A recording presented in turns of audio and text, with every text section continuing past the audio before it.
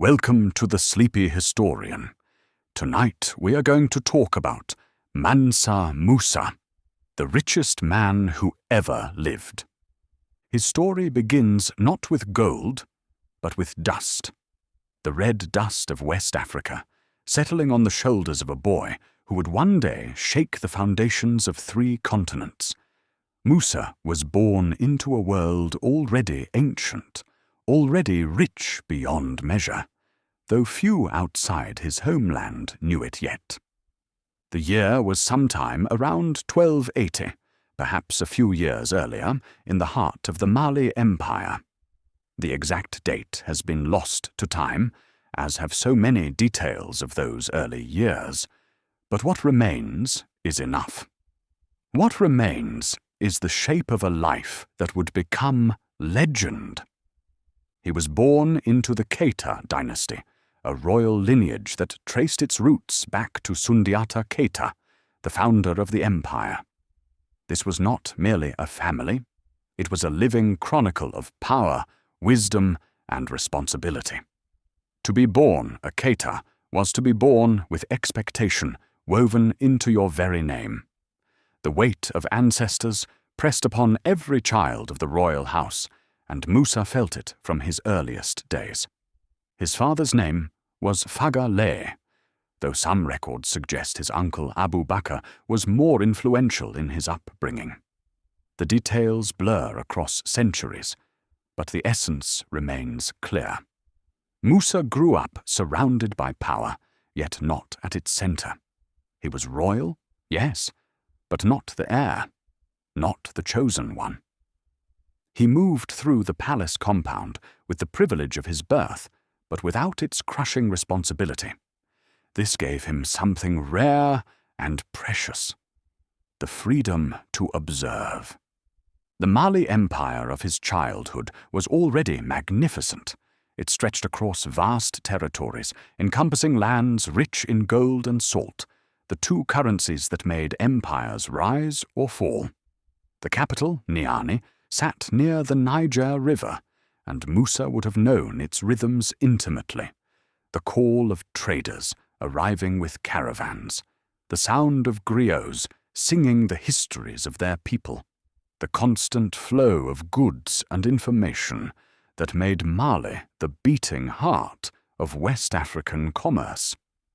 The palace itself was a marvel of mud-brick architecture, its walls thick against the heat, its courtyards filled with the conversations of counselors and the laughter of children. Musa moved through these spaces as a boy, absorbing everything. He watched his elders negotiate disputes, weighing justice against mercy. He listened to travelers describe distant lands, the great cities of North Africa, the Mediterranean coast, the mysterious kingdoms beyond the Sahara.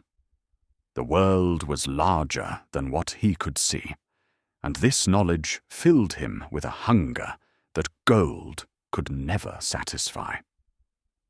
His education began early, as it did for all royal children, but for Musa, learning became something more than duty.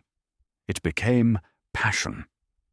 He studied the Quran under the guidance of Islamic scholars who had traveled from distant lands to serve the Mali court. The words of the Prophet, peace be upon him, entered his heart not merely as religious instruction, but as a framework for understanding existence itself. He learned Arabic, the language of faith and scholarship, though he also spoke Mandinka, the tongue of his people. Mathematics fascinated him. The traders who came to Mali brought with them systems of calculation, methods for tracking vast quantities of goods across impossible distances. Musa learned to think in numbers, to see patterns in commerce and taxation. This practical knowledge would later make him not just wealthy, but wise in the administration of wealth. But perhaps what shaped him most deeply was the oral tradition of the griots. These were the keepers of history, the living libraries of the Mali Empire. They memorized genealogies stretching back generations. They sang of great battles and greater acts of wisdom. They preserved the identity of the Mandinka people in the music of their voices and the rhythm of their instruments. Young Musa would sit for hours listening to them, understanding that history was not simply what happened, but what was remembered, and how it was told. He was a quiet boy, observers might have noted, not withdrawn, but thoughtful. He asked questions that revealed a mind always working beneath the surface, where other royal children might focus on displays of martial prowess or political maneuvering. Musa seemed more interested in understanding how things worked. How did a kingdom maintain order across such vast distances? What made people follow one leader and not another? Why did some traders prosper while others failed? His faith grew deeper as he matured. Islam had come to Mali through traders and scholars, and it had woven itself into the fabric of the empire without erasing the older traditions beneath. Musa navigated this synthesis naturally, seeing no contradiction between honoring the customs of his ancestors and submitting to the will of Allah. His prayers became regular, disciplined. In the quiet moments before dawn, when the palace was still and the world seemed suspended between night and day, he would prostrate himself and feel the presence of something vast and merciful. There were other children in the royal compound, cousins and half-siblings, all competing in subtle and not so subtle ways for favor and position. Musa learned to navigate these waters carefully. He made alliances without making enemies. He showed respect to those above him and kindness to those below.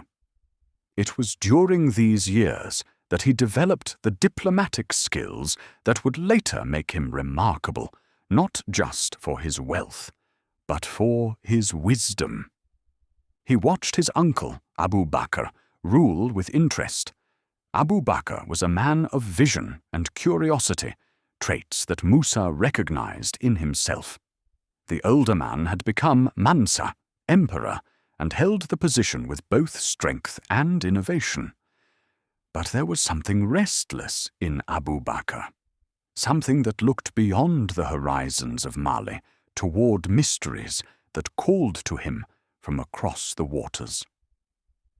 The palace was full of stories about the Atlantic Ocean, that vast body of water that lay to the west. Traders spoke of it with both reverence and fear. Some claimed there were lands beyond it, rich kingdoms that no Malian had ever seen. Abu Bakr became obsessed with these stories.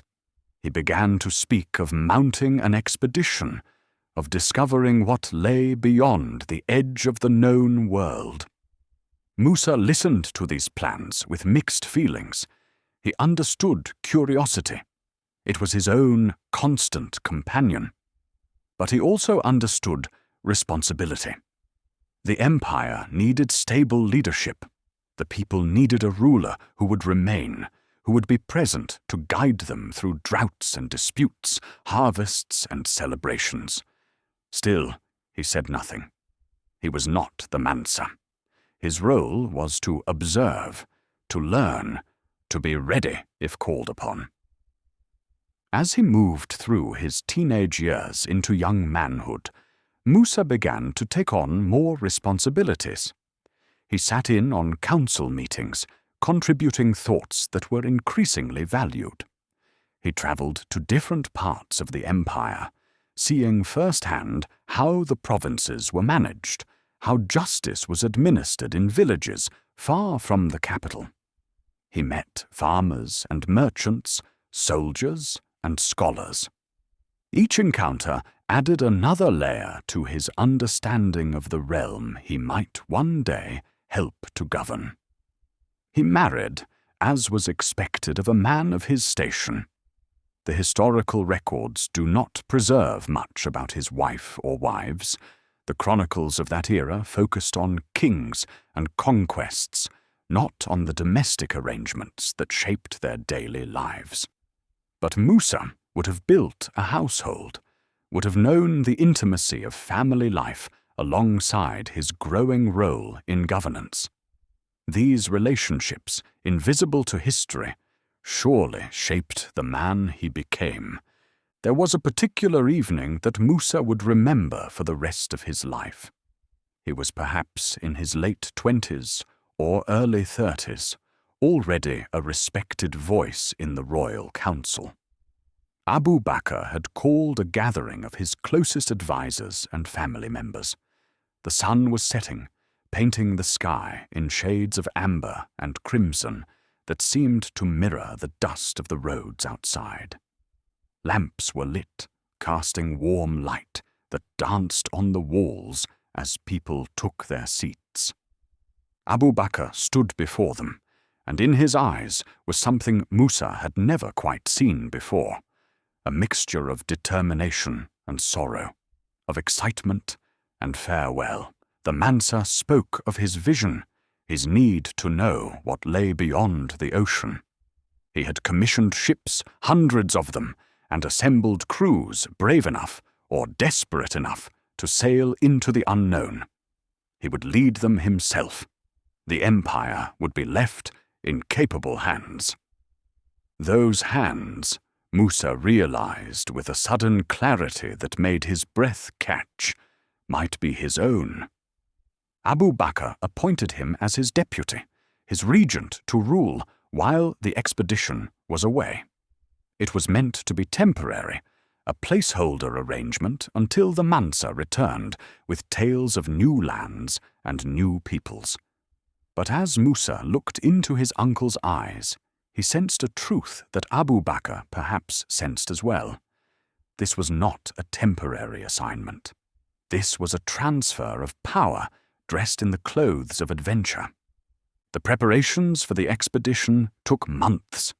Musa threw himself into his new duties, learning everything he could about the daily administration of the empire.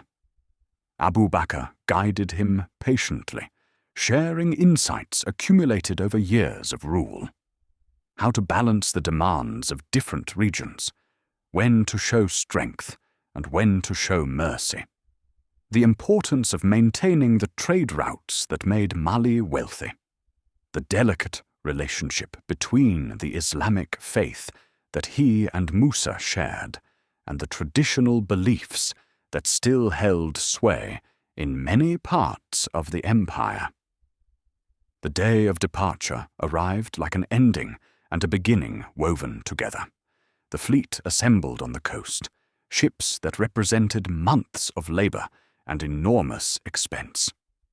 Abu Bakr embraced Musa, and in that embrace was everything: hope, trust, farewell, and perhaps the acknowledgement that they would not meet again in this world.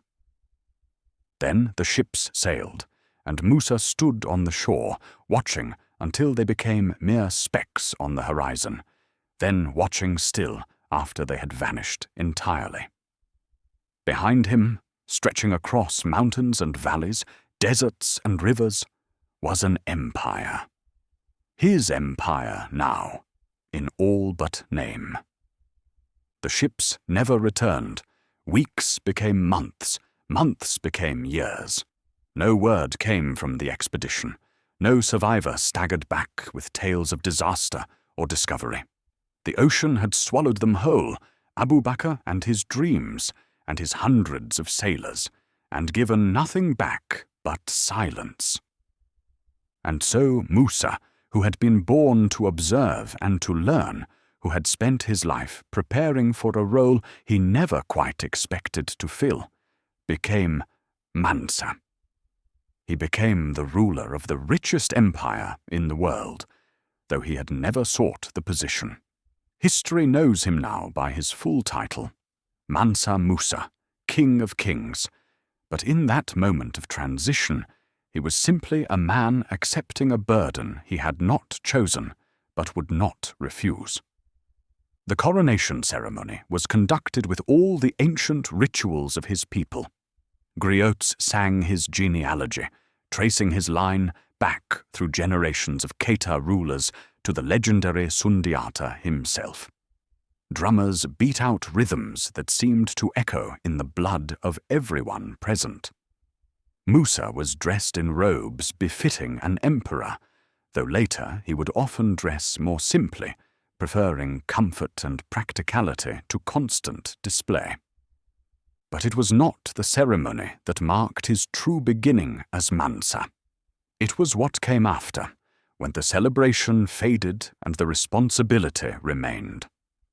It was the first morning when he woke and realized that every decision, every judgment, every policy would ultimately fall to him.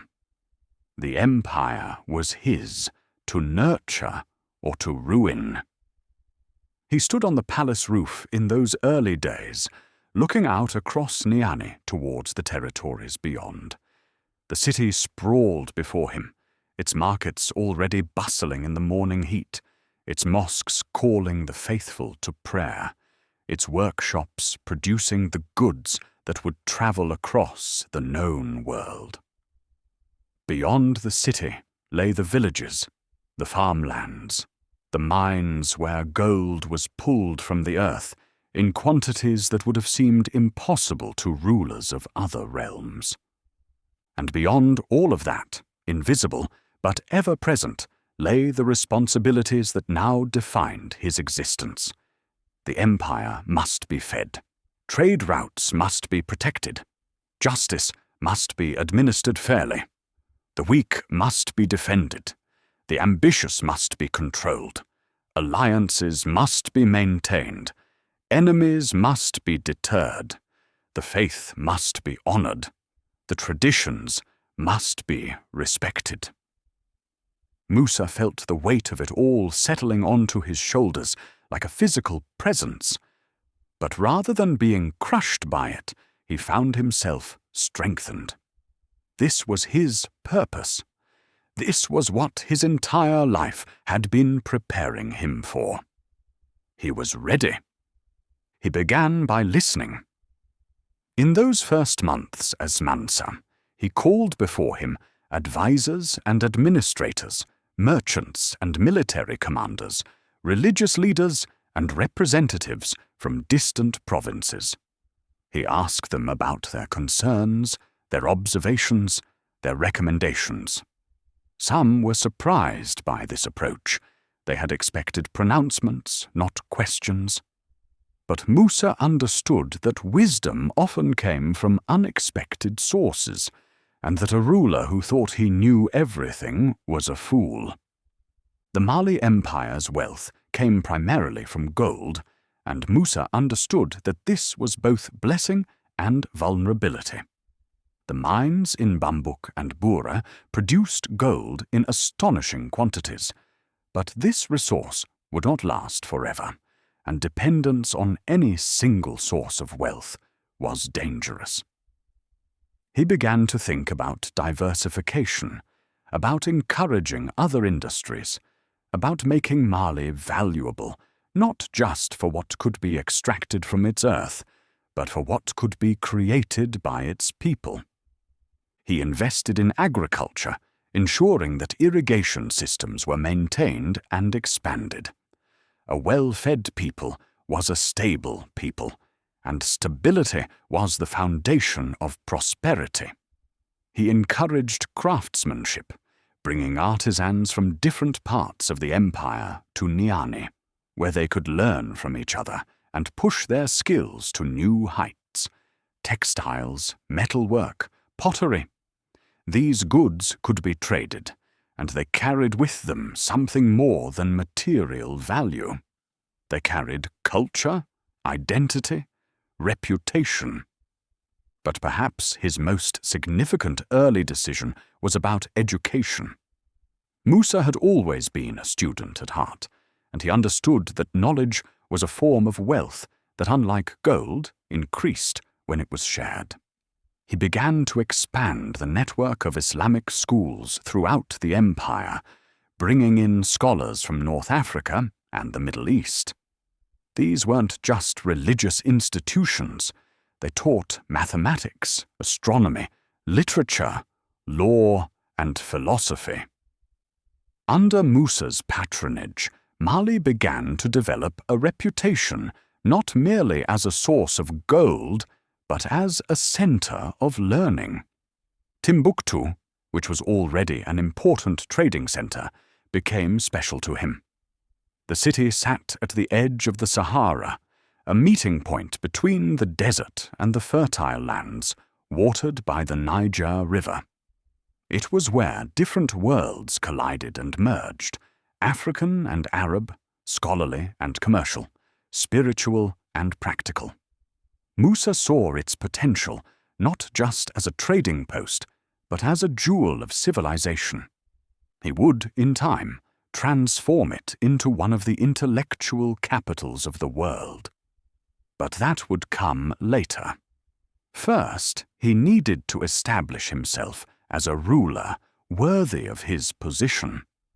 His approach to governance was marked by a combination of firmness and flexibility. He maintained the tribute system that kept gold flowing into the royal treasury from the provinces, but he also ensured that provincial governors had enough autonomy to address local concerns effectively. He was quick to remove officials who abused their power, but he rewarded loyalty and competence generously. His justice was known to be fair, weighing evidence carefully rather than rushing to judgment. There were challenges, of course. There always were. Some provincial leaders tested the new Mansa, probing for weakness, seeing if this scholarly ruler could truly command respect. Musa responded with a carefully calibrated mixture of diplomacy and force. He preferred to negotiate, to find solutions that preserved peace and dignity. But when necessary, he demonstrated that Mali's military strength remained formidable. He led campaigns himself when required, showing that his intellect did not preclude courage. The military expeditions of his early reign were not conquests of expansion, but consolidations of existing power. He was less interested in acquiring new territories than in ensuring that existing territories remained stable and productive. This was not the approach of an ambitious conqueror, but of a thoughtful administrator. And it worked. Under his guidance, the empire did not grow dramatically in size, but it grew immensely in prosperity and internal cohesion. His faith remained central to his identity. He prayed 5 times daily without fail, regardless of what other demands pressed upon his time. His advisers learned that if they needed to find him between certain hours, they should check the mosque. This regularity, this public demonstration of devotion, set a tone for the entire court. Islam in Mali, under Musa's rule, was not imposed from above with harsh rigidity, but rather modeled from the top with genuine conviction. Yet Musa never forgot that Mali was a diverse empire, home to people of many beliefs and traditions. While he personally embraced Islam deeply, he did not force conversions or persecute those who held to older ways. The griots, who preserved traditions that predated Islam, remained honored and essential parts of court life. The ancestors were still respected. The spirit of the land was still acknowledged. Musa created space for this multiplicity, understanding that unity did not require uniformity. He established regular councils where matters of state were discussed openly. This was not democracy, as we would understand it. Musa's word was ultimately final, but it was consultation, collaboration, collective wisdom. He surrounded himself with people who would challenge his thinking, who would present alternative viewpoints. He had seen enough of power to know its greatest danger, the echo chamber that forms around a ruler, where every idea is praised and every decision affirmed until the leader loses all connection with reality. The years passed, and Musa grew more confident in his role. The initial uncertainty, the sense of stepping into shoes not originally meant for him, faded. He became Mansa, not just in title, but in essence. The empire prospered. Trade flourished. The people, for the most part, were content. By any measure, he was a successful ruler. But something stirred within him, a restlessness that success could not quiet. He had wealth beyond measure. He had power that could shake nations. He had achieved everything that a man might reasonably hope to achieve. And yet, there was an emptiness, a sense that something essential remained undone. He thought often of his faith, of the 5 pillars of Islam that structured a believer's life. He prayed regularly. That was the first pillar. He had made his declaration of faith, the Shahada, long ago. He gave alms generously, more than required, fulfilling the pillar of zakat. He fasted during Ramadan with discipline and devotion. But the 5th pillar, the one that called to him with increasing urgency, remained unfulfilled. Hajj, the pilgrimage to Mecca that every Muslim was obligated to make at least once in their lifetime, if they were physically and financially able. For most believers, this was a distant dream, a journey that might require years of saving and preparation. But Musa was not most believers. He was perhaps the wealthiest man on earth, ruler of an empire that produced gold in quantities that staggered the imagination. If he wanted to go to Mecca, nothing could stop him. And increasingly, he realized that he did want to go. More than want, he needed to. The call was not merely about religious obligation, though that was part of it. It was about something deeper, something he struggled to articulate even to himself. It was about standing before God, stripped of earthly power, about being simply a man among men in the holiest place in Islam, about completing something essential to his identity. The idea grew in his mind slowly, over months, and then years. He discussed it with his closest advisors, with religious scholars, with his family. Some were enthusiastic, seeing it as a magnificent opportunity to demonstrate Mali's wealth and piety to the world. Others were concerned, worried about leaving the empire for the extended period such a journey would require. What if problems arose in his absence? What if rivals saw opportunity in his departure? These were legitimate concerns, and Musa took them seriously. But ultimately, he decided that the empire was stable enough, his administration competent enough, to function during his absence. He would leave trusted regents in charge. He would establish clear chains of command. And he would take with him such a retinue, such a display of Mali's wealth and power, that no one would mistake his journey for a sign of weakness. The decision made, preparations began. This would not be a simple journey of a few travelers moving quietly across the land.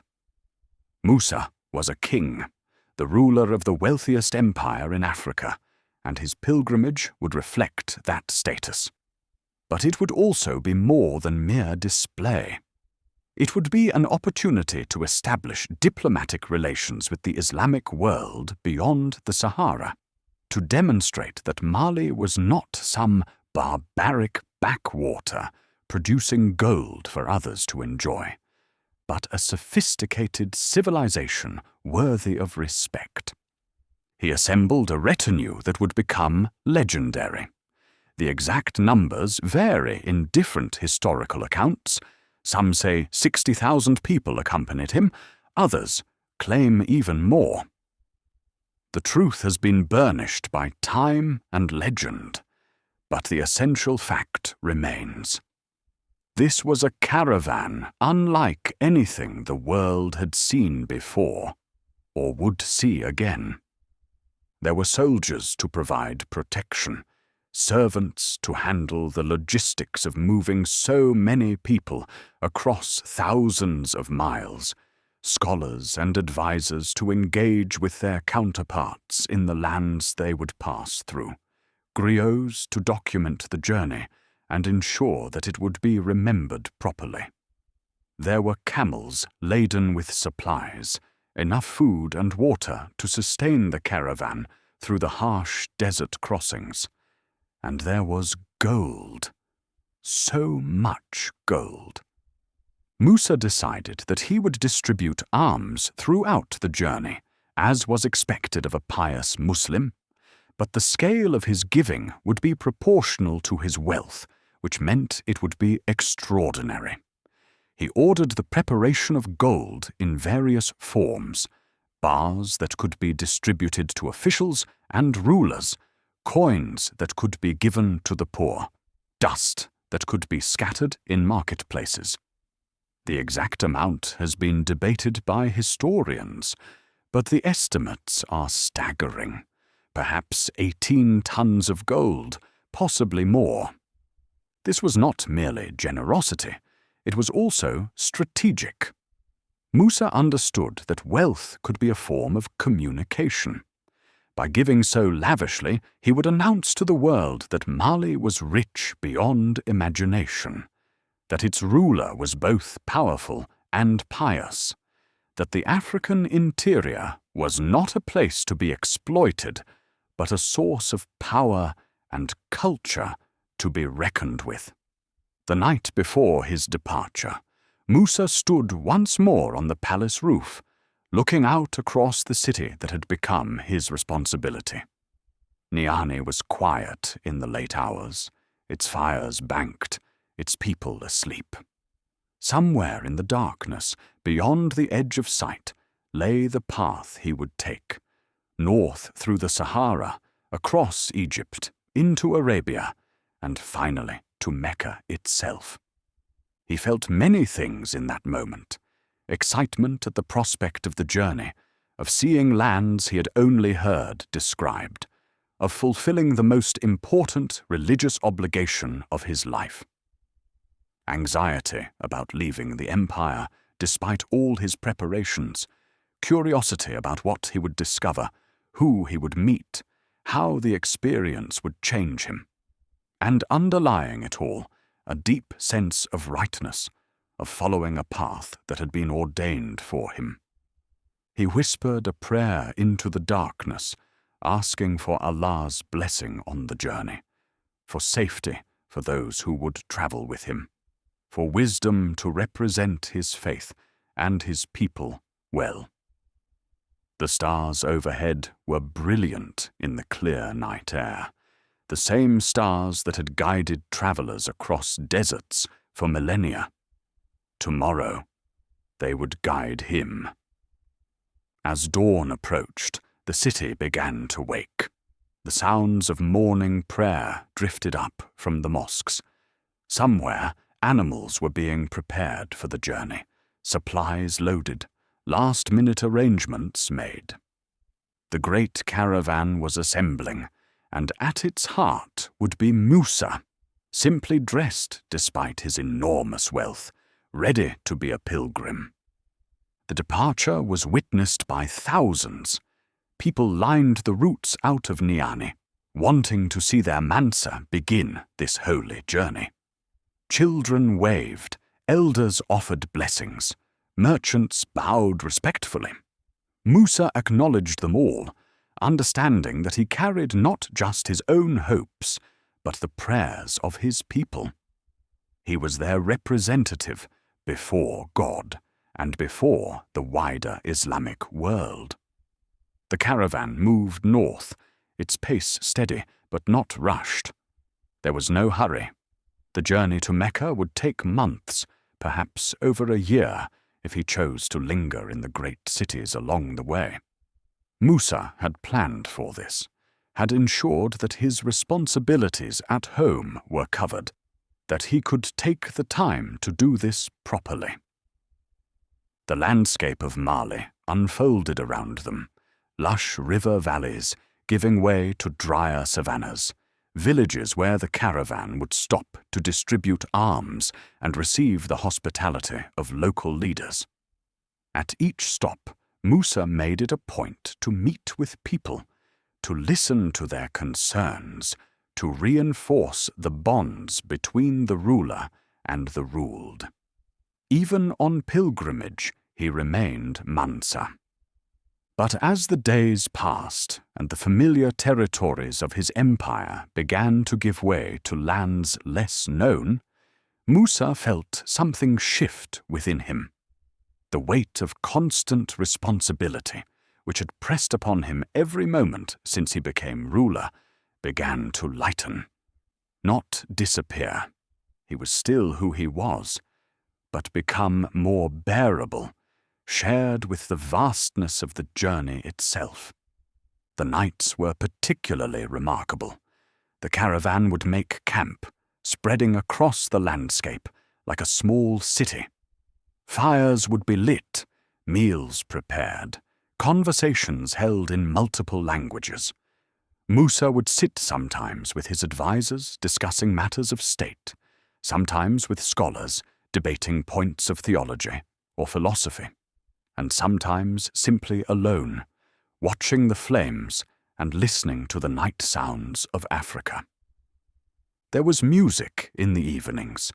The griots sang of great journeys from Mali's history, drawing parallels between Musa's pilgrimage and the legendary travels of ancestors. Drums provided rhythm that seemed to echo the heartbeat of the earth itself.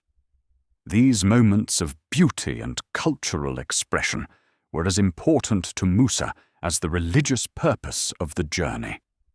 They reminded him where he came from, who his people were. As they moved further north, the landscape began to change. The greenery of the Niger River regions faded, replaced by the transitional zone where savanna met desert.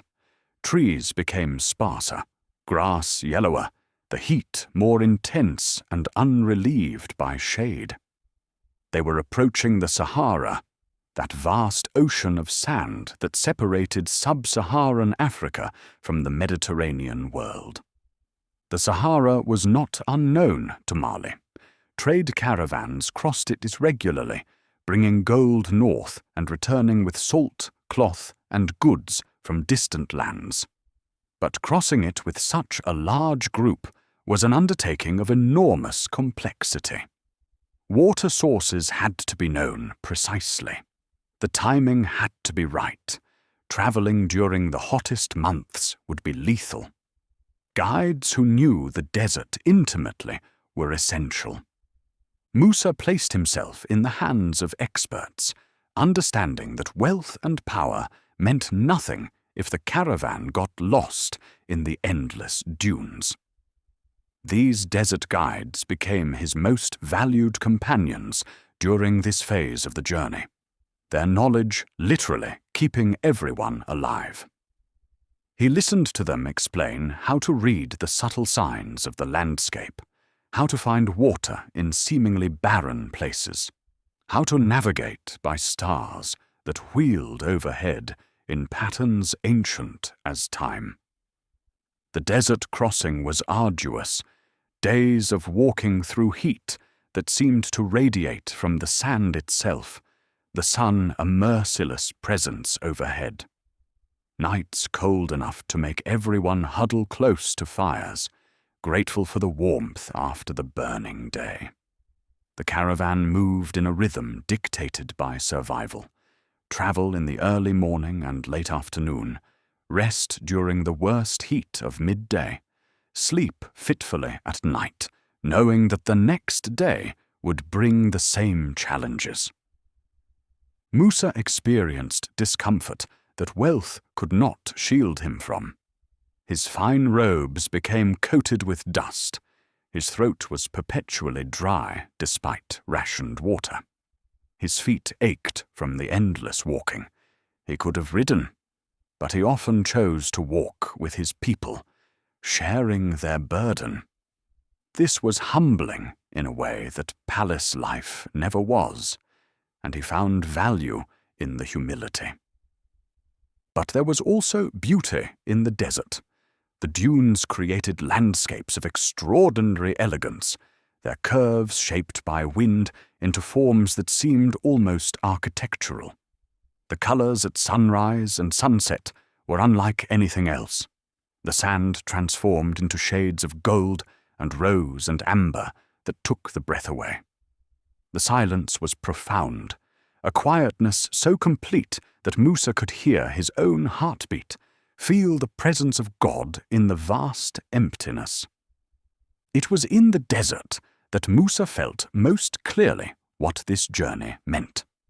Stripped of the trappings of power, reduced to the essential human need to put one foot in front of the other, to find water, to survive until the next sunrise, he understood in his bones what submission to God truly meant. Islam, he reflected, was the right name for his faith. It meant surrender, and in the desert, surrender was the only option. You couldn't conquer the Sahara. You could only move through it with humility and hope. The caravan celebrated when they reached the northern edge of the desert, when the sand finally gave way to rockier terrain, and eventually to the beginnings of vegetation again. They had crossed one of the world's harshest environments, and everyone felt the accomplishment. Musa ordered a day of rest and thanksgiving, a celebration that combined Islamic prayers with older expressions of joy. The music that night seemed sweeter for having been absent during the most intense desert crossings. They entered a different world now. North Africa, where Islam had been established for centuries, where great cities dotted the landscape, where the culture was a blend of Arab, Berber, and African influences. The cities here were cosmopolitan in ways that even Niani was not, centers of trade that connected the Mediterranean to the interior of Africa, Europe to the Middle East. The first major stop was Walata, an important trading city. News of the caravan had preceded them, and the local officials greeted Musa with ceremonies befitting his status. But it was here that Musa made a choice that would define how he was perceived throughout the rest of his journey. When presented to the local governor, he refused to prostrate himself, to perform the act of submission that was typically expected when meeting royalty. This was not arrogance, but principle. Musa explained, politely but firmly, that as a Muslim he prostrated himself only to Allah. No earthly ruler, no matter how powerful, could command that gesture from him. It was a statement of religious conviction, but it was also a statement of equality. He was Mansa Musa, ruler of Mali, and he would not present himself as inferior to anyone. Word of this incident spread, adding to his reputation. Here was a ruler who combined humility before God with dignity before men. The balance impressed observers. As the caravan continued north, more people came out to see them pass, drawn by curiosity about this African king who traveled with unimaginable wealth, but maintained the bearing of a true believer. They traveled through more cities, each visit a combination of diplomacy, trade, and cultural exchange. Musa distributed gold at each stop, his generosity becoming legendary. But he was also careful to engage intellectually with the scholars he met. He asked questions about their studies, invited them to discussions, demonstrated that Mali was not merely rich in gold, but rich in learning and curiosity. The landscape continued to change as they moved northeast toward Egypt. The harsh extremes of the desert gave way to more temperate regions, though still far drier than the lands of Musa's birth. They saw mountains in the distance, their peaks capped with snow, a sight that amazed many in the caravan who had never seen such a thing. The world was revealing itself to be more varied, more magnificent than even Musa had imagined. As they approached Egypt, the anticipation grew. Egypt was legendary, one of the oldest civilizations on earth, home to monuments that had already been ancient when Islam was young. Cairo, the capital, was one of the great cities of the Islamic world, a center of learning and power. The Mamluk Sultanate that ruled Egypt was powerful and sophisticated, and meeting with Sultan al-Nasir Muhammad would be one of the most significant diplomatic encounters of Musa's journey. The caravan reached the outskirts of Cairo in the summer of 1324. The city sprawled before them, vastly larger than Niani, its minarets and palaces visible from a great distance. The Nile River flowed through the landscape, giving life to everything around it, just as the Niger sustained Mali. Musa felt a kinship with this place. Both civilizations understood the gift of a great river, the way water could transform desert into garden.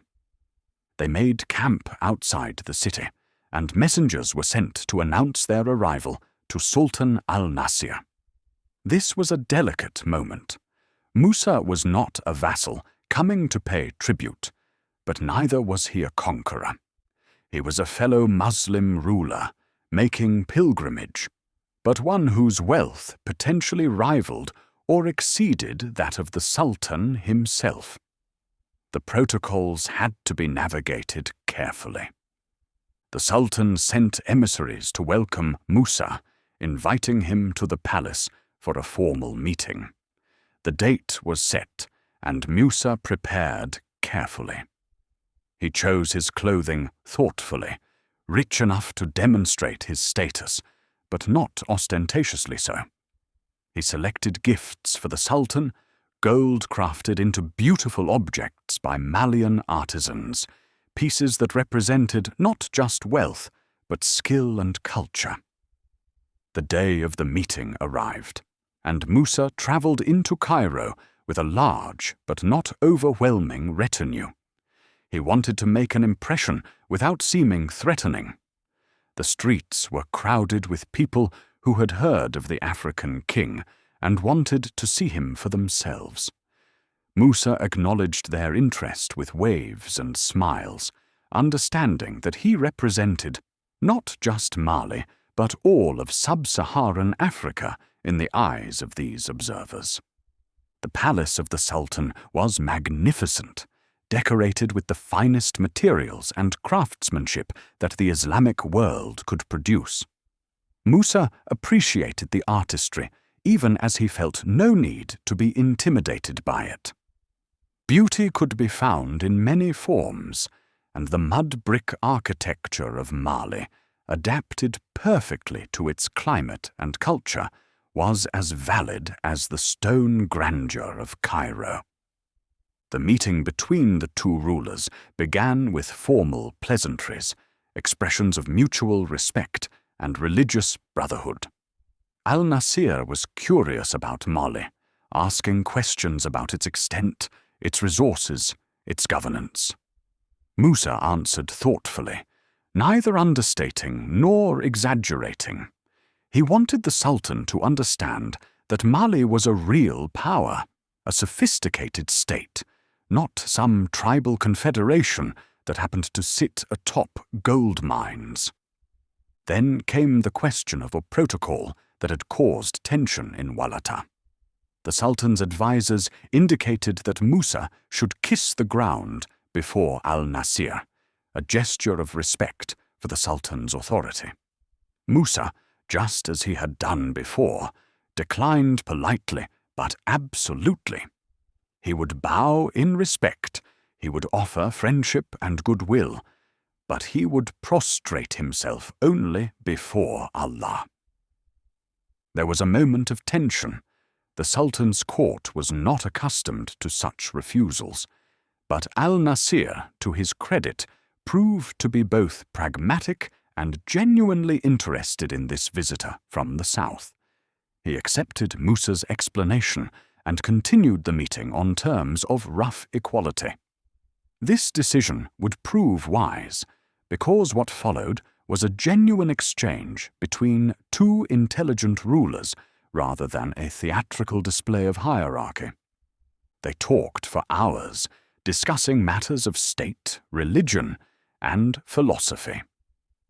Musa learned about the political complexities of the Mediterranean world, the constant maneuvering between different Islamic powers, the pressure from Christian kingdoms in Europe, the Mongol threat from the east.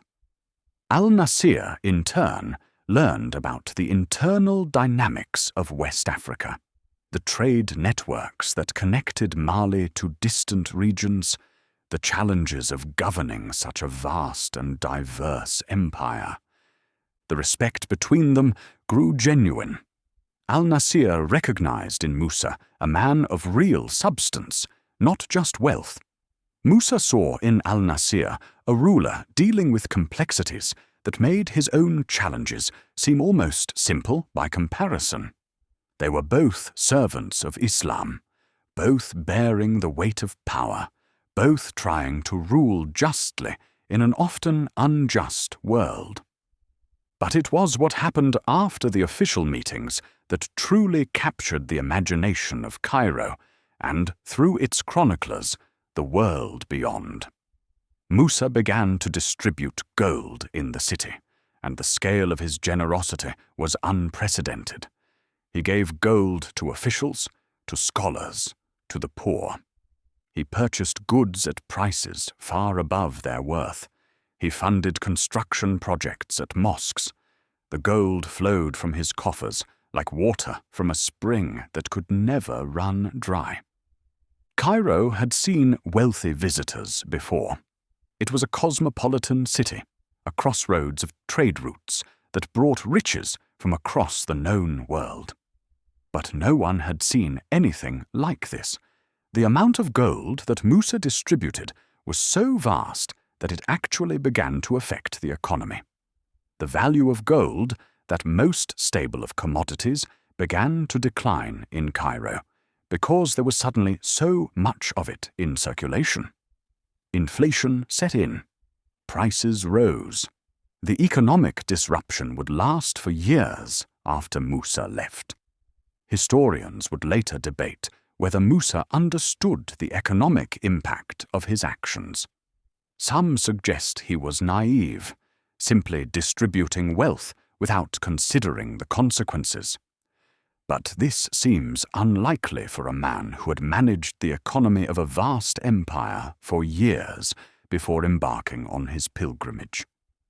More probably, Musa understood exactly what he was doing.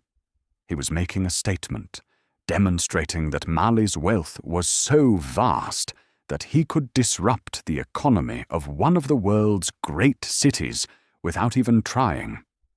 It was soft power wielded through generosity, and its effect was profound. The chronicles of Cairo recorded Musa's visit with a mixture of awe and bewilderment. Al-Umari, a Syrian historian who visited Cairo a few years after Musa's pilgrimage, interviewed people who had met the Mansa. Their descriptions paint a picture of a man who was both incredibly generous and notably humble, who wore fine clothes but was not obsessed with luxury, who engaged seriously with scholars but did not pretend to know more than he did. One story that emerged from these accounts captures something essential about Musa's character. At some point during his stay in Cairo, Musa realized that his lavish spending had caused economic problems for ordinary people. Inflation meant that the poor, who did not benefit directly from his gold distributions, were paying more for basic necessities. Musa, understanding what had happened, attempted to correct the situation by borrowing gold from moneylenders in Cairo at high interest rates, trying to remove gold from circulation and stabilize its value. The attempt was not particularly successful. Economic forces, once set in motion, are hard to reverse. But the fact that he tried is revealing. This was not a man who distributed wealth carelessly and moved on. He paid attention to consequences, felt responsibility for effects he had caused, even inadvertently, and tried to make things right. His generosity was real, but so was his sense of duty to avoid causing harm. Musa spent several months in Cairo, using it as a base to explore Egypt. He visited the pyramids, those monuments to an ancient civilization that predated Islam by thousands of years. Standing before them, feeling their massive presence, Musa must have reflected on the passage of time, the rise and fall of kingdoms, the way that even the greatest works of humanity eventually become relics admired by later generations. His own empire, so powerful and wealthy in his time, would it too fade into legend? But his destination was not Cairo, magnificent as it was. His destination was Mecca, and as the months passed, the pull of that holy city grew stronger. He had come so far, crossed deserts and met with rulers, distributed wealth and made impressions that would echo through centuries. But none of that was the point. The point was to stand before the Kaaba, that cube-shaped building that Muslims around the world faced when they prayed, and to submit himself completely to the will of God. The caravan departed Cairo, heading east across the Sinai Peninsula. This was desert again, though not as vast as the Sahara. They moved through landscapes that had witnessed millennia of human history, places mentioned in the holy books of multiple faiths. Every step brought Musa closer to the spiritual center of his faith, and he felt the anticipation building like pressure in his chest. They traveled through territories controlled by different rulers, each requiring its own diplomatic navigation. But by this point, Musa's reputation preceded him. He was known as the African king, whose wealth was beyond measure, whose piety was genuine, whose bearing commanded respect. Doors opened for him. Local rulers sought his company. Scholars asked to meet with him. His journey had become as much about Mali's relationship with the wider Islamic world as it was about his personal pilgrimage. But Musa was careful not to let the diplomatic success distract from his spiritual purpose. He maintained his prayer schedule rigorously. He fasted when appropriate. He read the Quran and contemplated its meanings. The outer journey across thousands of miles was matched by an inner journey of faith and self-examination. They reached the Arabian Peninsula, and the landscape took on a quality that felt different from anywhere else Musa had traveled.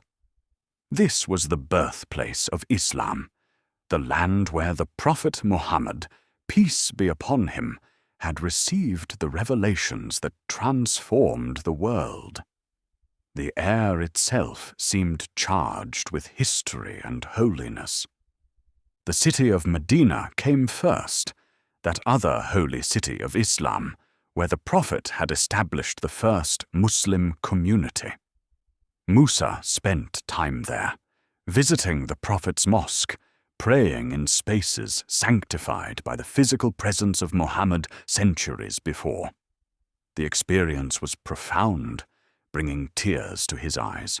To stand where the Prophet had stood, to pray where he had prayed. This was a gift beyond all the gold in Mali's mines. But Mecca still awaited. The final leg of the journey was the shortest in distance, but the longest in significance. Every step brought him closer to the culmination of his pilgrimage, to the moment he had been moving toward since leaving Niani more than a year before. And then, finally, he saw it. Mecca spread across a valley, surrounded by hills, and at its heart, the Masjid al-Haram, the great mosque, and within that mosque, the Kaaba. The sight of it made everything else fall away. The months of travel, the diplomatic meetings, the distribution of gold, all of it became background to this moment. Musa entered Mecca as all pilgrims enter it, not as a king, but as a servant of God. His fine clothes were replaced by the simple white garments of ihram that all pilgrims wore, the dress that eliminated distinctions between rich and poor, powerful and powerless. In those white cloths, Musa was indistinguishable from any other believer. This was the point. This was the truth he had come to experience. The rituals of Hajj unfolded over days, each one prescribed by centuries of tradition, each one connecting Musa to every Muslim who had made this pilgrimage before him, and every Muslim who would make it after. He performed the tawaf, circling the Kaaba 7 times, joining the flow of thousands of other pilgrims in that eternal revolution around the center of their faith. He drank from the well of Zamzam, that miraculous spring that had saved the life of the infant Ishmael according to Islamic tradition. He walked between the hills of Safa and Marwa, reenacting Hagar's desperate search for water.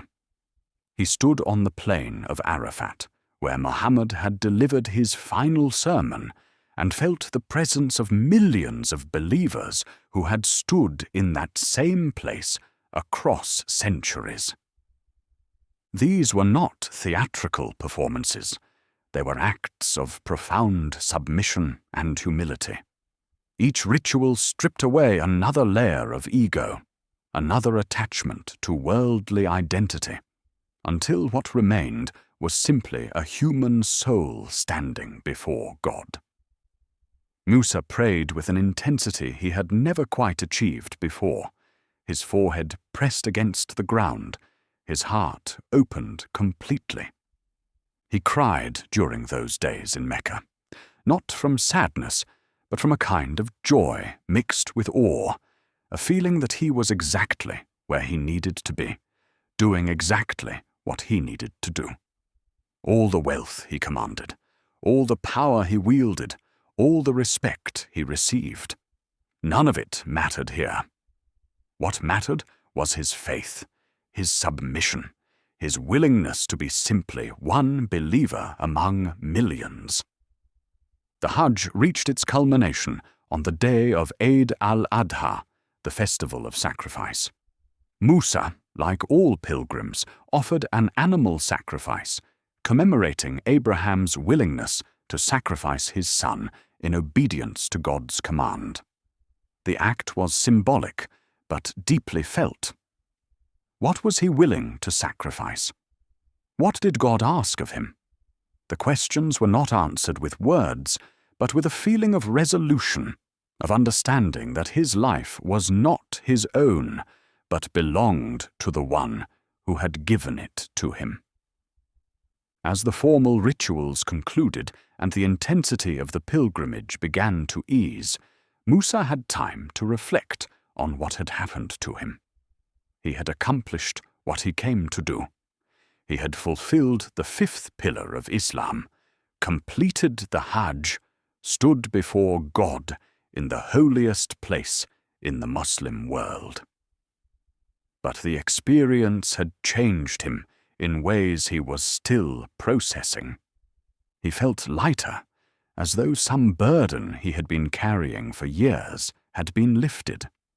Not the responsibility of ruling, that remained and would return fully once he headed home, but something else, some spiritual weight that he had not even fully recognized until it was gone.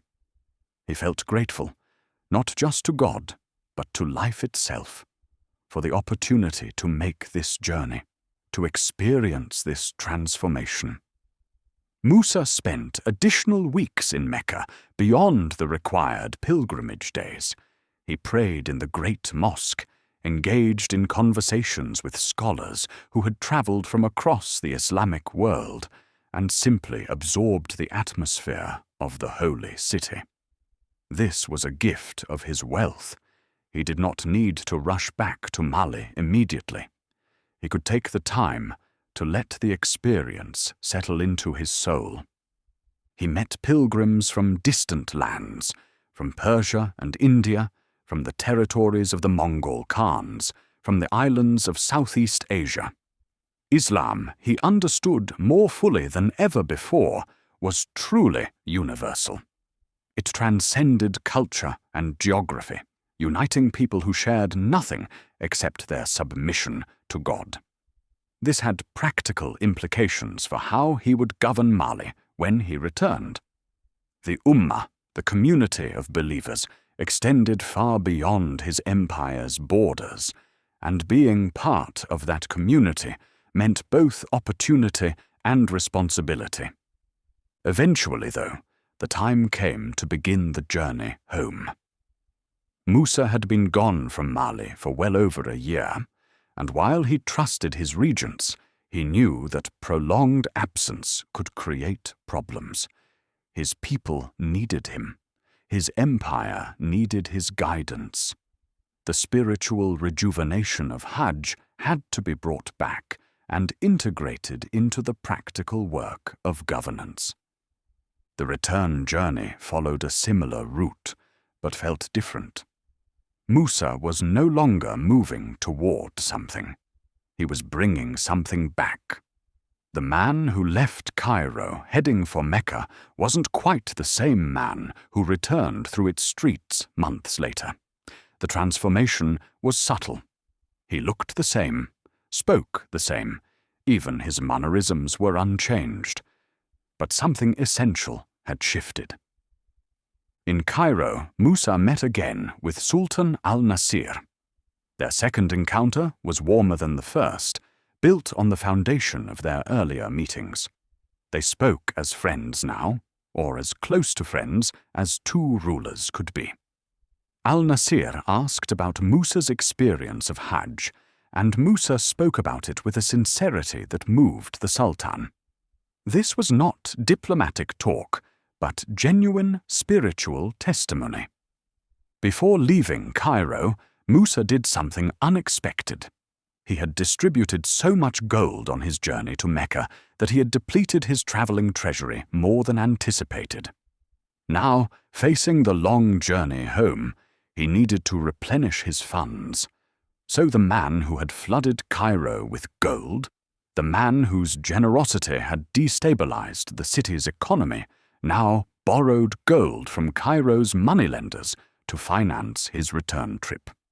Some historians have seen this as evidence that Musa had been reckless, that he had given away so much that he left himself in difficulty. But it seems more likely that this was a calculated decision. Musa borrowed at high interest rates, which meant that the lenders made significant profit. This had the effect of drawing gold back out of circulation, helping to counteract the inflation his earlier generosity had caused. Whether this was intentional economic policy or happy accident, it demonstrated flexibility and practical wisdom. The caravan began the long journey south, retracing the path through North Africa and across the Sahara. The desert crossing on the return was no less challenging than it had been on the way north, but Musa faced it with the strength of someone who had accomplished his great purpose. The heat and thirst were the same, but his spirit had been refreshed by Mecca's spiritual waters. Something significant happened during this return journey, though the details are somewhat unclear in the historical record. Musa decided to bring back with him scholars, architects, and other learned men from the Islamic centers he had visited. He wanted to import not just goods, but knowledge, not just gold, but wisdom. Among these recruits was Es-Saheli, a renowned poet and architect from Granada in Al-Andalus, the Islamic territories in what is now Spain. Es-Saheli would prove to be one of Musa's most important acquisitions, though that term seems wrong for a relationship that became a genuine friendship and collaboration. The architect brought with him knowledge of building techniques that were not commonly used in Mali, including the use of burnt brick and more elaborate architectural styles. Under his guidance, Musa would transform the physical appearance of Mali's cities, particularly Timbuktu, creating buildings that combined African and Islamic architectural traditions in new ways. The caravan's passage south was marked by the same generosity that had characterized the journey north, though perhaps somewhat more restrained. Musa distributed alms, met with local rulers, strengthened diplomatic ties. He was returning not just to Mali, but to governance, and every interaction was an investment in the empire's future. They reached Walata, that gateway city where the desert met the savannah, and Musa knew he was almost home. The air smelled different here, carried scents of vegetation and life that the desert lacked. The landscape began to green. Birds increased in variety and number. This was Africa, as Musa had always known it, and his heart lifted at the familiar sights and sounds. Word of his approach reached Niani before he did, carried by swift messengers. The city prepared to receive its Mansa, the ruler who had left to make pilgrimage and returned transformed in ways both visible and invisible. His regents prepared reports on everything that had transpired in his absence. His family prepared celebrations. The griots prepared songs that would transform the journey into legend, ensuring that future generations would remember Musa's Hajj as one of the defining moments of Mali's history. Musa entered Niani to a reception that combined joy and relief. His people had prospered in his absence, but they had also missed him, worried about him, wondered if he would return safely from such a dangerous journey. Now here he was, not just returned, but clearly enriched by the experience, carrying himself with a quiet confidence that even exceeded what he had possessed before. The palace felt both familiar and slightly strange after so long away.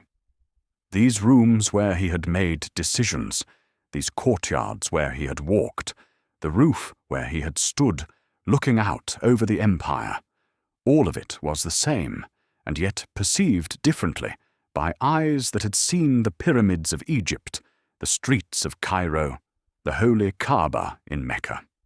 He had left Mali physically, but had never left it mentally or emotionally. Now he was back in both senses, and the work of transformation could begin in earnest. Musa gathered his advisors and began to articulate his vision for Mali's future. The pilgrimage had not been merely a spiritual journey, but a diplomatic and educational one. He had seen how other Islamic societies structured themselves, how they balanced faith and governance, tradition and innovation. He had met scholars whose knowledge exceeded anything available in Mali. He had seen architectural marvels, systems of education, approaches to justice and administration that could be adapted to his own empire's needs. His first major initiative was educational. Musa understood that Mali's future depended not just on its gold mines, but on its people's capacity to think, to innovate, to engage with the wider world on terms of intellectual equality. He established new schools throughout the empire, but his particular focus was on Timbuktu. That city, positioned at the junction of desert and river, of African and Arab worlds, would become his primary project. Under Musa's patronage and with Es-Saheli's architectural skills, Timbuktu began its transformation into one of the world's great centers of learning. The Sankor Mosque became the heart of a sprawling informal university, with scholars teaching subjects ranging from Quranic interpretation to mathematics, from astronomy to literature. Students came from across West Africa and beyond, drawn by Mali's reputation and Musa's generous support of education. The famous library collections of Timbuktu began during this period. Musa encouraged the copying and preservation of manuscripts, paying scribes to duplicate important works, sending agents to purchase books from North Africa and the Middle East. Knowledge, he understood, had to be preserved to be passed on. The manuscripts collected in Timbuktu during his reign would become some of Africa's most precious intellectual treasures, proof that medieval Africa was home to sophisticated scholarship that rivaled anything produced in Europe or Asia. But Musa's vision was not purely intellectual. He also commissioned the construction of mosques throughout his empire. Es-Saheli's influence is visible in these buildings, which incorporated burnt brick and more elaborate designs than earlier Malian architecture. The Jingareba Mosque in Timbuktu, built under Es-Saheli's direction, became one of the most famous, its distinctive style influencing West African Islamic architecture for centuries. These were not merely religious buildings. They were statements of cultural confidence, declarations that Mali was a Muslim civilization capable of creating beauty and permanence. The mud brick architecture, adapted perfectly to the West African climate, proved remarkably durable. Many of these mosques still stand today, nearly 7 centuries later, testament to the skill of their builders and the vision of the man who commissioned them. Musa's economic policies after the Hajj showed the same combination of generosity and strategic thinking that had characterized his pilgrimage.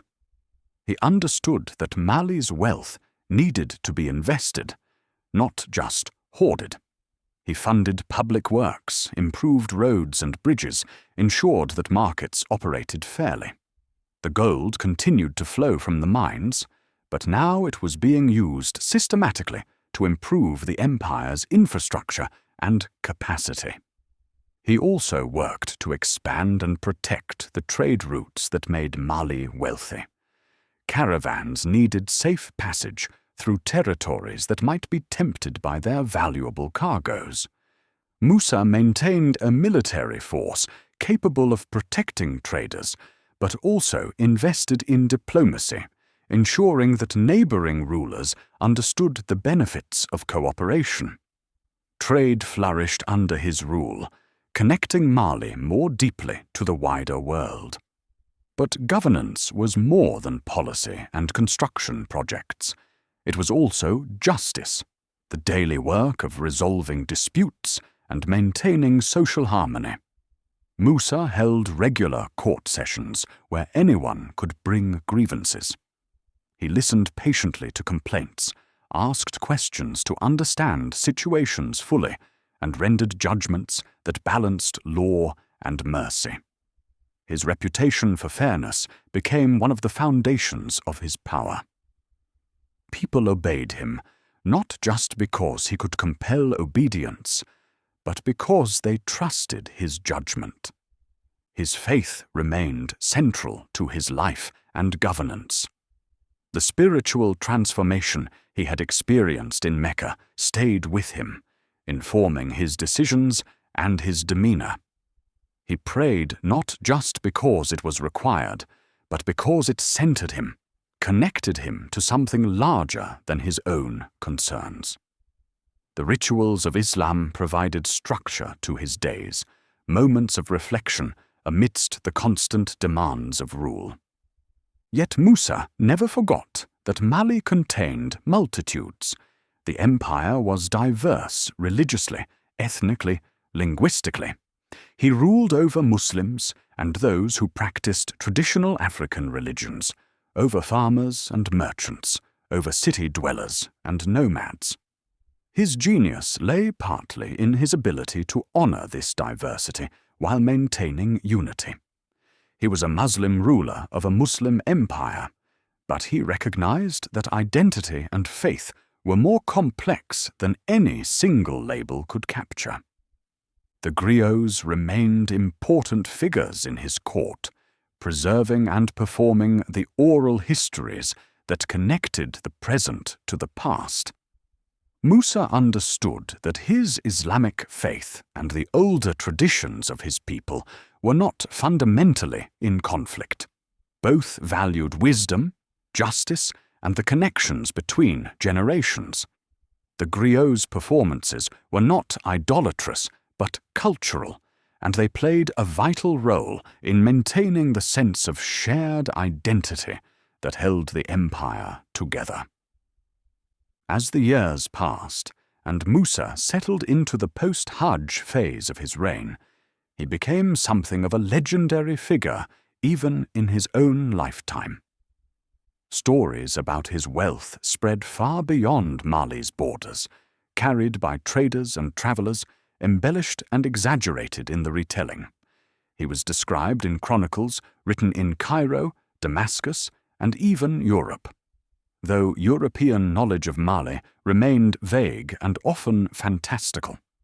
The famous Catalan Atlas, created in 1375, several decades after Musa's death, but clearly based on information from his era, depicts him sitting on a throne in West Africa, holding a golden scepter and a large golden nugget. The image, though crude by the standards of the time, shows that Musa's fame had penetrated even to medieval Europe. He had become a symbol of African wealth and power in the European imagination, proof that civilizations of great sophistication existed in lands that Europeans barely understood. But Musa himself, living in Niani, was less concerned with his reputation abroad than with the reality of governance at home. He aged as all people do, moving from his vigorous middle years into a time when physical strength began to fade, even as wisdom deepened. He had ruled for perhaps 25 years, maybe more, the historical record is unclear about exact dates, but it was clear that his reign was one of the most significant in Mali's history. He thought about legacy, as rulers do when they sense time growing short. What would he leave behind? The gold would remain in the earth even after he was gone, to be extracted by future rulers. The buildings he had commissioned would stand for centuries. The manuscripts collected in Timbuktu's libraries would preserve knowledge for generations, The trade networks would continue to function. The empire itself, vast and prosperous, would outlast him. But Musa understood that the most important legacies were less tangible. He had demonstrated that an African ruler could be both immensely wealthy and deeply pious, that power and humility were not contradictions. He had shown that investing in education and infrastructure was as important as maintaining military strength. He had proven that Mali deserved respect from the wider Islamic world, that it was a civilization of substance and sophistication. His later years were marked by a certain quietness, a sense of having accomplished what needed to be accomplished. He still attended to the business of governance, still made decisions and resolved disputes, but there was a feeling of completion to his work. The great journey had been made, the buildings constructed, the institutions established.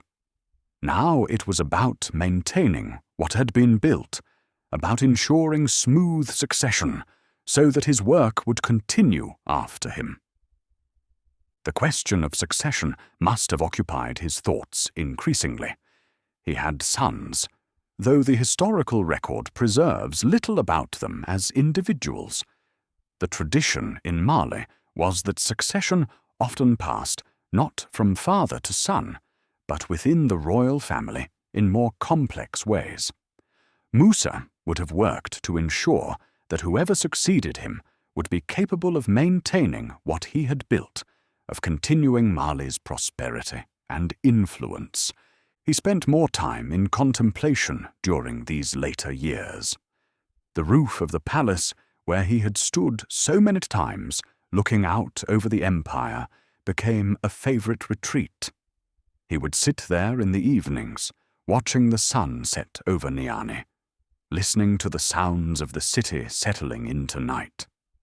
The call to prayer would echo from the mosques, and he would answer it, bowing toward Mecca as he had done thousands of times, each prayer a renewal of the submission he had felt so intensely during his pilgrimage. Did he think about death? Surely he must have. No one reaches old age without awareness of mortality. But for a man of Musa's faith, death was not an ending, but a transition, a return to God after the brief loan of life. He had fulfilled his religious obligations, had made the Hajj, had ruled justly to the best of his ability. He had distributed vast wealth in charity, had built mosques and supported scholarship, had tried to live according to the principles of his faith. When the time came to account for his life, he could do so with reasonable confidence. There's a certain peace that comes with having lived fully, with having done what you set out to do. Musa felt that peace in his final years. He had been given extraordinary gifts, wealth, power, intelligence, opportunity, and he believed he had used them well. Not perfectly, perhaps. No human could claim perfection. But well enough, faithfully enough. The historical record does not preserve the details of Musa's final illness or death. We know that he died around 1337, perhaps a few years earlier or later. The exact circumstances have been lost to time. But we can imagine those final days, the way we can imagine the last moments of anyone who has lived a significant life. Perhaps he was surrounded by family, by advisors who had served him for decades, by scholars whose presence in Mali owed everything to his patronage. Perhaps the griots were there, ready to transform his death into story, to add his ending to the great narrative of Mali's rulers that they preserved in memory and song. Perhaps he heard the call to prayer one final time, and tried to orient himself toward Mecca, toward that place where his life had found its fullest meaning. What does a king think about in his final moments? Does he review his accomplishments, catalogue his regrets, feel satisfaction or disappointment with the life he lived? Does he think about the people he loved, the places he visited, the decisions he made? Does he pray, asking for mercy and forgiveness, hoping that his deeds will weigh favorably when his soul is judged? Or perhaps, in those last moments, thoughts become simpler. Perhaps there is only awareness of breath, the gradually weakening connection between spirit and flesh. Perhaps there is a sense of letting go, of releasing the grip on life that we all maintain so tightly. Perhaps there is a memory of standing in Mecca, wearing simple white cloths, feeling small before God's immensity. And perhaps that memory brings comfort, a reminder that this moment of death is just another form of submission, another way of saying, I surrender. Musa died, and the empire mourned, not with theatrical displays of grief, that would not have been his style, but with genuine sadness and respect.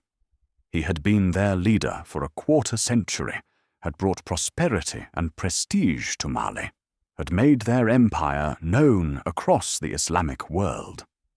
The griots sang of his accomplishments, beginning the process of transformation from man to legend that happens with all great rulers. He was buried according to Islamic tradition, his body washed and wrapped in white cloth, laid to rest, oriented toward Mecca. The specific location of his tomb has been lost to history, one of the many details that time has erased. But the loss of that physical marker is almost fitting.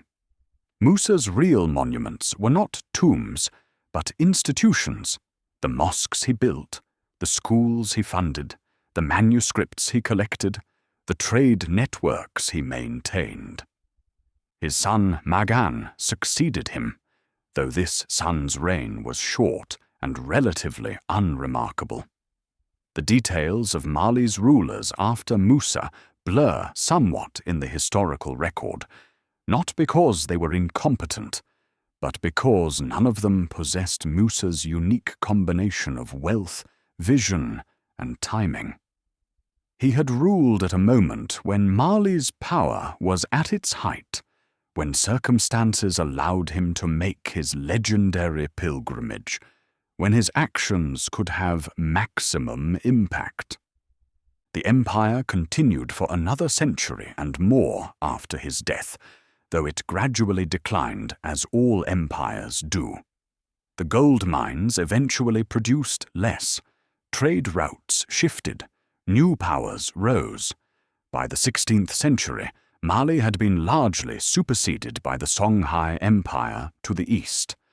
By the 17th century, it was a shadow of its former glory. The great cities, Niani, Timbuktu, declined, their populations dwindling, their buildings slowly dissolving back into the earth from which they had been raised. But something remained. The memory. The manuscripts in Timbuktu, though many were lost or destroyed over the centuries, preserved knowledge of Mali's golden age. The oral traditions maintained by griots kept Musa's story alive, passed down through generations. And most significantly, the written records of Arab historians and travelers, particularly the accounts of those who met Musa in Cairo and those who heard about him from eyewitnesses, ensured that his fame spread far beyond Africa. Ibn Khaldun, the great Arab historian, wrote about Mali and Musa based on information from those who had traveled to West Africa. Al-Umari, the Syrian scholar, interviewed people in Cairo who had met Musa and recorded their impressions. These accounts, written in Arabic and later translated into other languages, brought knowledge of Musa to the wider world. He became one of the few sub-Saharan African rulers whose name and deeds were known in medieval Europe, the Middle East, and Asia.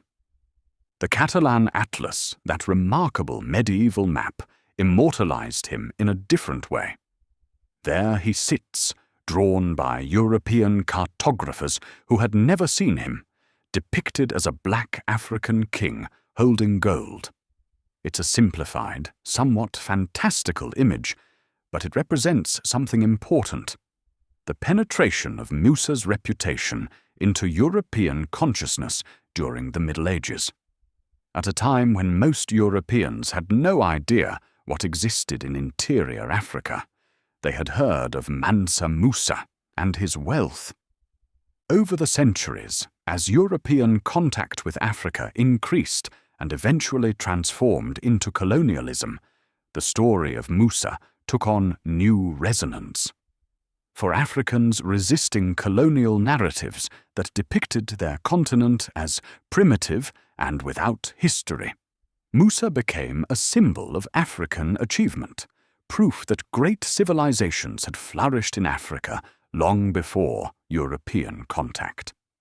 His story was a counter-narrative to racism, evidence that wealth, learning, and sophisticated governance had existed in medieval Africa. In recent decades, as historians have worked to recover African history from both European bias and simple ignorance, Musa has received increased attention. Scholars have analyzed the economic impact of his pilgrimage, calculated estimates of his wealth, examined how he fit into the broader history of the Mali Empire. His story has been taught in schools, featured in documentaries, discussed in books and articles. Modern estimates of his wealth vary, but some historians suggest that if translated into contemporary terms, Mansa Musa may have been the wealthiest person in human history. The calculations are necessarily speculative. How do you compare medieval gold reserves to modern currency? How do you account for the different economic structures of different eras? But the basic point stands. Musa commanded resources on a scale that few rulers before or since have matched. But to focus only on his wealth is to miss what made him significant. Plenty of rulers have been wealthy. What made Musa remarkable was how he used that wealth, what his reign represented, how he navigated the intersection of African and Islamic identity, local and universal, tradition and innovation.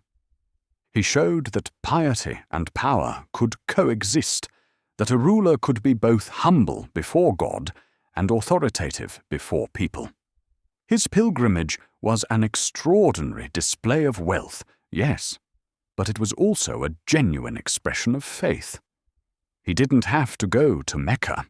He could have sent representatives, could have claimed that the empire needed him too much for such a long absence. But he went himself, undertook the hardships of the journey, stood in Mecca as simply another pilgrim among thousands. He demonstrated that investment in education and culture was as important as military strength or economic policy.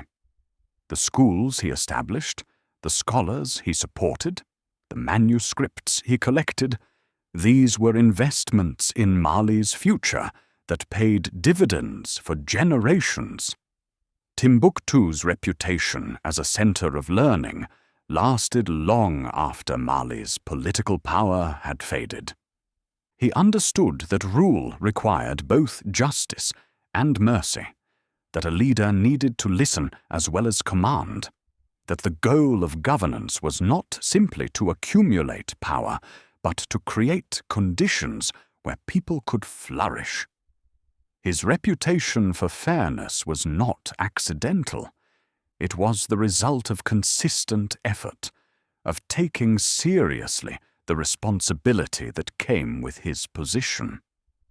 And perhaps most importantly for his legacy, he proved that African civilizations could engage with the wider world on terms of equality. When he met with Sultan al-Nasir in Cairo, he did not approach as a supplicant from some backwater kingdom begging for recognition. He approached as a fellow Muslim ruler, wealthy and powerful, worthy of respect. His refusal to prostrate himself before anyone but God was not arrogance, but dignity, an insistence on equality that challenged assumptions about African inferiority. The gold that Musa distributed in Cairo, the wealth that he displayed, served a purpose beyond mere generosity. It announced to the Islamic world that Africa, interior Africa, sub-Saharan Africa, the lands that Arab geographers often depicted vaguely, if at all, was home to real power and real civilization. Mali was not periphery, but center, not recipient, but source, not uncivilized, but sophisticated. This mattered then, and it matters now. In an era when Africa's history was often ignored or dismissed, when racist ideologies claimed that Africans had contributed nothing to human civilization, the story of Mansa Musa provided powerful counter-evidence. Here was an African ruler who controlled enormous wealth, who patronized learning, who built lasting monuments, who engaged with the wider world successfully. His existence proved that the narrative of African inferiority was false. But we should be careful not to reduce Musa to a symbol, useful for modern ideological purposes, but drained of humanity. He was not just a figure on a map, or a statistic in economic history, or a champion for African achievement. He was a man who lived a real life, who experienced joy and sorrow, certainty and doubt, success and failure. He was a boy who grew up in the shadow of power, learning and observing, preparing for a role he didn't know would be his. He was a young man, accepting responsibility he hadn't sought, feeling the weight of an empire settle onto his shoulders.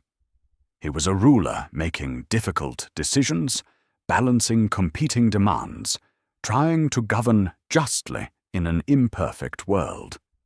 He was a pilgrim walking through the desert, feeling small before God's vastness, seeking spiritual meaning beyond earthly accomplishment.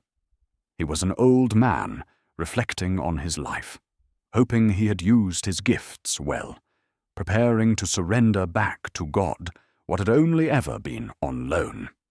The details of his daily life, the texture of his experience, the small moments that made up the vast majority of his days, these are lost to us.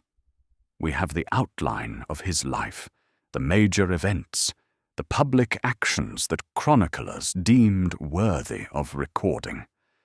But the interior life, the thoughts and feelings and dreams that made him human, these we can only imagine. Did he ever doubt? Did he lie awake at night, worrying about decisions, wondering if he'd made the right choice? Did he feel overwhelmed by responsibility? Did he miss the simpler days of his youth? Did he love deeply? Did he laugh with friends? Did he take pleasure in small things, a good meal, a beautiful sunset, a moment of connection with another person? He must have. He was human, not legend, and humans live in the particulars of experience, not the broad strokes of history. When we tell his story now, 7 centuries after his death, we inevitably transform him. We select certain facts, emphasize certain themes, shape the narrative to serve our understanding or our purposes. This is natural and perhaps unavoidable. History is always interpretation.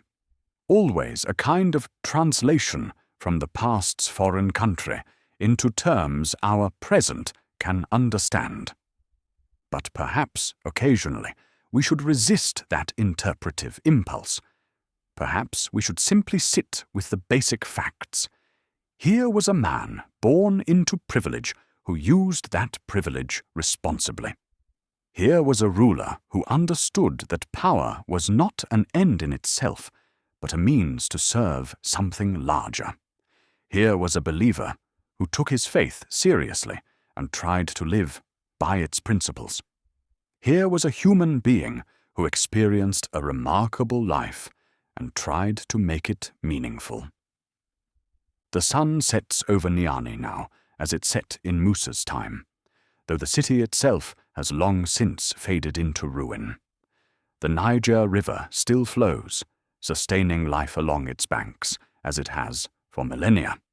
The gold mines still exist in the earth, though their wealth is no longer counted in Malian hands. The Sahara still stretches vast and implacable, challenging those who would cross it. The Kaaba still stands in Mecca, still receiving pilgrims who circle it just as Musa did 7 centuries ago.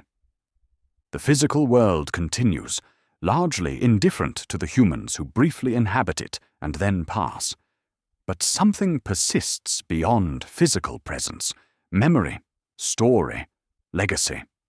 Musa lived, ruled, made his journey, built his monuments, and died. But the fact of his existence, the shape of his life, the meaning of his choices, these continue to resonate. He was the richest man who ever lived, if we measure wealth in gold. But if we measure wealth in impact, in meaning, in the ability to inspire others across centuries, then his riches were of a different order entirely. He was wealthy in faith, in wisdom, in the capacity to use power well. These are forms of wealth that do not inflate Cairo's economy or decay with time's passage. Tonight, in cities across Africa and around the world, there are people who know his name, who tell his story, who draw inspiration from his example. There are scholars studying the manuscripts he helped preserve, students learning in educational institutions that trace their lineage to the schools he founded, believers making the same pilgrimage he made, walking in his footsteps, though they may never know it. His life bridged worlds, Africa and Islam, power and humility, wealth and wisdom. He showed that these bridges could be crossed, that apparent contradictions could be integrated, that a life could encompass multitudes without losing coherence. This is perhaps his most valuable legacy, the demonstration that identity is complex, that we can honor multiple traditions, that synthesis is possible and valuable. Mansa Musa was one man who lived one life in one time and place. But in living that life fully, in embracing his opportunities and responsibilities, in trying to be both faithful and wise, he created something that transcended his particular circumstances. He became a story worth telling, a life worth examining, an example worth considering. The world he knew is gone. The Mali Empire has faded into history. The gold that flowed so freely through his hands has been dispersed beyond recovery. The buildings he constructed have mostly crumbled. The manuscripts he collected have scattered. Even the location of his tomb is lost. Physical traces of his existence are few and fragmentary.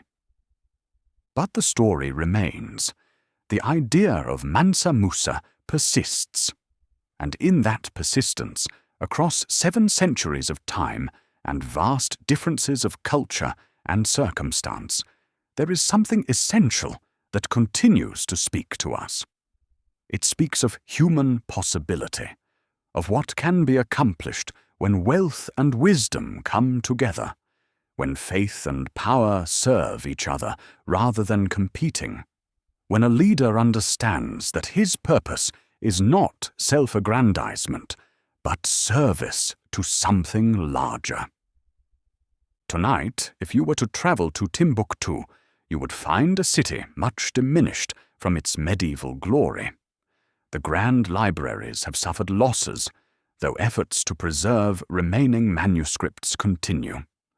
The mosques still stand, though they require constant maintenance against the erosive effects of wind and rain. The streets are quieter now, less central to world trade routes that have shifted away. But something of that golden age lingers, a memory embedded in the very dust of the streets. The people there know the story of Mansa Musa. They tell it to their children, keeping alive the oral traditions that the griots once maintained. The story has changed in the telling, as all stories do. Embellished here, simplified there, adapted to speak to new circumstances. But the core remains. The king who went to Mecca, who gave away so much gold that he changed the economy of Cairo, who returned to build schools and mosques and libraries, who made Mali known to the world. And here, now, at the end of this telling, what remains to be said?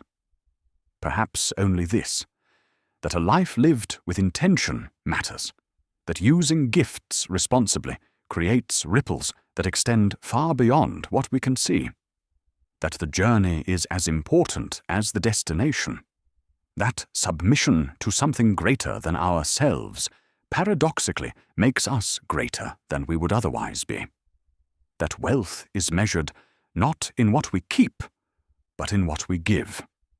Mansa Musa stood before the Kaaba in his simple white garments, indistinguishable from the poorest pilgrim, and in that moment of complete humility, he was more truly great than in any moment of earthly power.